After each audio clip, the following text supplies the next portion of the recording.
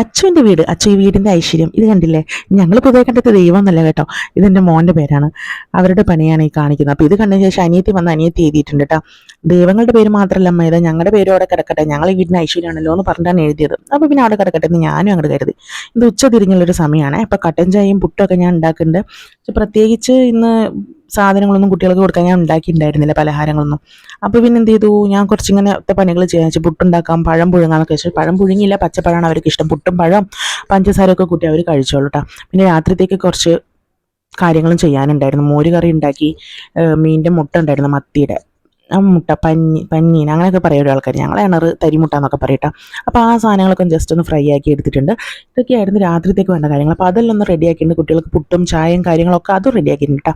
പിന്നെ ഏട്ടൻ വന്നിട്ടുണ്ടായിരുന്നു കേട്ടോ. വന്നിട്ട് ഇത്തിരി നേരത്തെ ഉണ്ട്, പക്ഷേ എനിക്ക് ഒന്ന് പുറത്ത് പോകണമെന്ന് പറഞ്ഞിട്ട് മോട്ടോർ കംപ്ലൈൻ്റ് ആണ്. അപ്പോൾ അതിൻ്റെ എന്തോ ഒരു സംഭവത്തിന് പുറത്ത് പോകണമെന്ന് പറഞ്ഞിട്ട് ആൾ പോവുകയാണേ.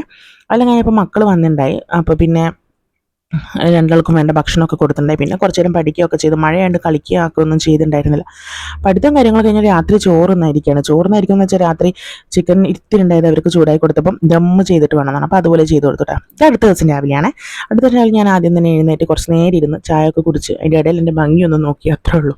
പിന്നെ ഇവരെ പറഞ്ഞേക്കണല്ലോ സ്കൂളിൽ. അപ്പോൾ സ്കൂൾ ബസ് വരുന്നുണ്ട്. അപ്പോൾ എനിക്ക് ടാറ്റ തന്ന ഏട്ടനും ഉമ്മ എനിക്ക് ഉമ്മയൊക്കെ തന്നിട്ടാണ് പോല്.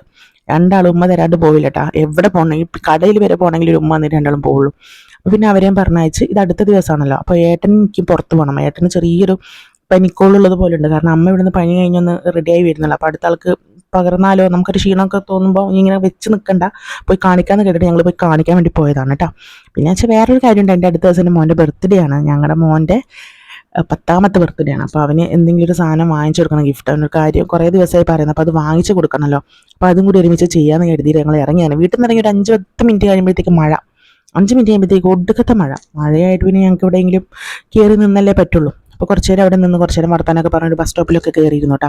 പിന്നെ അത് കഴിഞ്ഞ് ഞങ്ങൾ നേരെ പോയത് നമ്മുടെ പ്രൈമറി ഹെൽത്ത് സെൻ്ററിലാണ്, കൊടകര. അപ്പോൾ അവിടെ പോയപ്പോൾ അവിടെയെല്ലാം പനിയുടെ സീസൺ ആയതുകൊണ്ടാണ് തോന്നുന്നു ഒടുക്കത്തെ തിരക്കായിരുന്നു, എന്നാലും കിട്ടി. അപ്പോൾ അവിടെ മുറി വെച്ച് കെട്ടാൻ വേണ്ടി പോയിരിക്കുകയാണ്. ദയവായി കാത്തിരിക്കാനുള്ള ബോർഡ് ശ്രദ്ധയിൽപ്പെട്ട്. അപ്പോൾ ഞാൻ ചിന്തിക്കുകയാണ്, എന്തുകൊണ്ട് എന്നെ വിളിച്ചുകൂടാ, ഞാൻ വരില്ലേ അവിടെ, കാരണം ജോലിയും കൂലിയില്ലാണ്ട് വീട്ടിലിരിക്കുകയാണല്ലോ. അതെന്തെങ്കിലും ആവട്ടെ, തമാശ അത്ര റെസ്റ്റ് ഇല്ലാന്ന് തോന്നില്ല ആർക്കും. ശരി പോട്ടെ, അത് വിട്.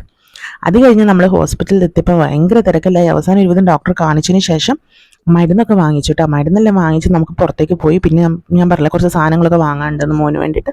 അപ്പോൾ അതൊക്കെ വാങ്ങി. പിന്നെ കൂടെ എൻ്റെ ഏട്ടൻ്റെ ഞങ്ങളുടെ സ്നേഹം വിളിച്ചറിയിക്കുന്ന ഒരു ലെറ്ററും കൂടി അതിൻ്റെ ഉള്ളിൽ വെച്ചിട്ട്, ഈ ലെറ്റർ ഈ ബോക്സിൽ നമ്മൾ വാങ്ങിയ സാധനങ്ങളൊക്കെ വെച്ചിട്ട് പൊതിയാണ് കേട്ടോ.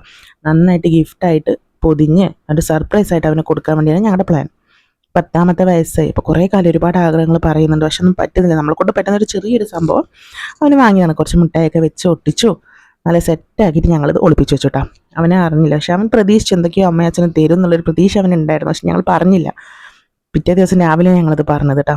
അപ്പോൾ അത് കഴിഞ്ഞ് പിന്നെ നമുക്ക് മോട്ടറിൻ്റെ കംപ്ലൈൻ്റ് ആണെന്ന് പറഞ്ഞില്ല. അപ്പോൾ മോട്ടർ നന്നാക്കാനുള്ള പണിയാണ്. മോട്ടർ വെള്ളം എടുക്കാത്തപ്പോൾ ഒടുക്കത്തെ പണിയാണ്. നമുക്ക് ഒന്നും നടക്കില്ലല്ലോ, ഒരു കാര്യങ്ങളും നമുക്ക് നടക്കില്ല. പക്ഷെ എന്തോ ഭാഗ്യത്തിലിടക്ക് ഇങ്ങനെ ഇട്ടപ്പോൾ നമുക്ക് ഇത്തിരി വെള്ളം ആവശ്യത്തിന് ടാങ്ക് നിറയാൻ വേണ്ടി കിട്ടിയായിരുന്നു കേട്ടോ. ഏട്ടൻ അതിൻ്റെ പണികളൊക്കെ നോക്കാം, പക്ഷെ ഒന്നും നടന്നില്ല, എവിടെ എത്തില്ല.